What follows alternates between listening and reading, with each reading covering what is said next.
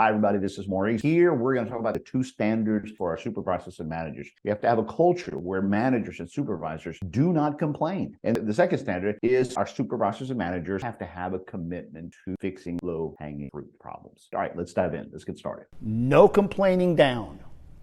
And number two, find all the problems and go fix all the low-hanging fruit problems now. And then go to the top problems that everyone knows are an issue. Put them on a list and start fixing those problems. You start doing that, people will jump out of elevators for you. But if your supervisors are griping and they're not taking care of a problem, you're going to have to start paying people an extra $5 just to please stay. So yeah, what I'm right now training a lot of companies is you want to attract talent? Stop putting a billboard that says, I got $6,000 signing bonus. Put this one out there. At our company, we listen to your problems, we listen to your issues, and we fix anything that does not give you a good work environment. Put that out there. How about this one? We show you care beyond what you get anywhere else. Come work with us. We don't complain around each other. What? That's what people want. Make these promises. But you better deliver it. You better deliver it. So if you want to start that campaign for recruiting, who do you need to go talk to?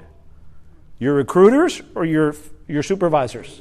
And your middle managers and your executives. That means you don't complain down ever. You don't make a decision in a meeting and then go out of the meeting and complain of how that decision didn't go your way. You don't go into a meeting, vote on something, come back to your team members, have to relay the bad news that, guys, we decided this, and then they ask you, what did you say? Do you tell them that you voted and you were outvoted and I'm sorry I couldn't win? Or do you say, we voted such and such and this is why? And you support the decision that was made as though you're part of the team? Or do you gut the opinion of the team to let everyone know, it wasn't me, it was them? Do we not all do that or not? The guy who taught me this, his name is James Barnes. He taught me that we were working for a company locally, eighth floor, and one time he saw me and said, hey, Mo, I got to talk to you. He says, what were you and Randy talking about in the parking lot? And I'm like, oh. I realized I'm probably in trouble now. And I said, well, we were talking about that, the system problem. He says, okay, do me a favor. Please talk to Randy, okay? But I could see you guys in the parking lot, okay? Y'all look like you were pissed at each other. Were y'all mad? There was a point in which it got a little heated. Okay, well, you can't have those conversations when you can be seen. Come on, you know better than this, okay? There is no negative public in front of anybody. I said, but it was just us. I said, yeah, in front of the whole building. Everyone could see you guys were arguing. You know the rule. No arguing in public. I'm like, I guess we were in public. Maurice, when you're in the cafeteria and you're by yourselves and people walk by and they can see y'all arguing, you're destroying it. Get behind a closed room where you can't be seen. Leaders are not to be seen arguing with one another, ever. You see how I'm getting onto you? There's no possible way right now anybody could possibly see me getting onto you.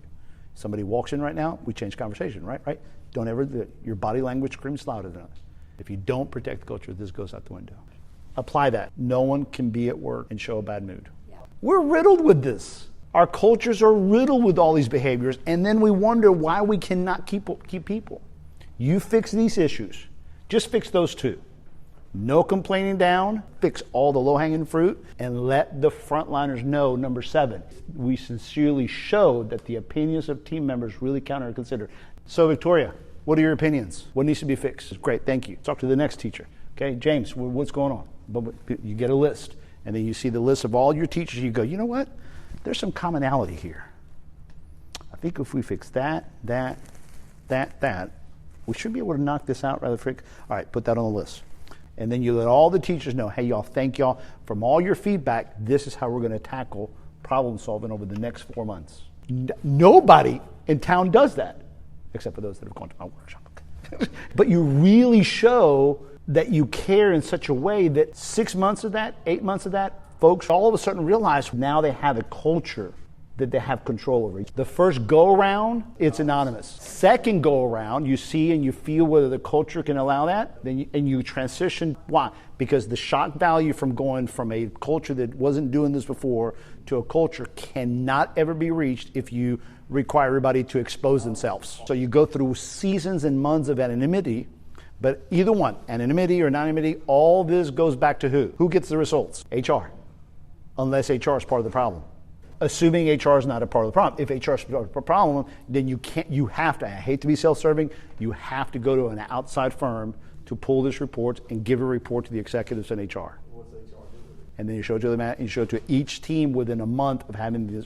Well, preferably, hopefully, the executives will empower HR to act on it. For those organizations that don't have a good HR, I had a clinic that I was coaching 2 different departments, clinic and lab, and they hated each other. Long story short, started getting better. And when we got to this part, both of them said, we'll take it upon ourselves. Why don't your employees send me their feedback about you, and my employees send me their information about you? These 2 managers, they didn't have to go ask permission. They simply agreed, we trust the process, we're now trusting each other. Get the feedback to come up, but go across. We get the feedback and we sit with one another and say, this is what your people are saying about you. It's got to be a lot of trust built, okay? We got to that after about 3 months of getting them to be friends again because they used to hate each other. But you see, you can do this in so many different ways. I worked with another manager. When we got to this point, that manager took it upon themselves and said, y'all, please fill this out. Send your results to Maurice. And after sending them to me, after 6 months, I eventually said, okay, the next one, y'all need to send him back to her because I think she's now vulnerable, faithful, and boy, her career there skyrocketed. Tailor it however you want. Just use the list. This is called Q12 evaluation. All right, so let me give you guys a tool to use to help. Once a quarter, do this. Turn that into a management evaluation. I like that. Can you say that louder, please?